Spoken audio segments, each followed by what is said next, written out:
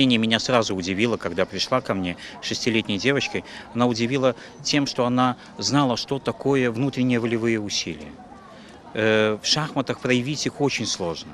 В других видах спорта это видно. Кто-то бежит быстрее других, кто-то поднимает более тяжелый вес. В борьбе кто-то укладывает на ковер соперника. В шахматах сидят серьезные люди, без движения, ничего не происходит, но внутренне идет очень большая работа, и кто-то работает лучше, кто-то работает больше, кто-то прикладывает больше усилий. И вот тут, да, вот это у Ксении есть, этого не отнять. Хочется достигать все большего и большего, не останавливаться на достигнутом. В первую очередь не останавливаться работать, продолжать работать дома и с тренером, никогда не забывать об этом, и двигаться дальше по возможности. И, конечно, любить шахматы, потому что без этого никаких успехов. Если ты можешь в таком турнире занять первое место, то и в следующих у тебя тоже есть шансы и до 20 лет, и в классической программе.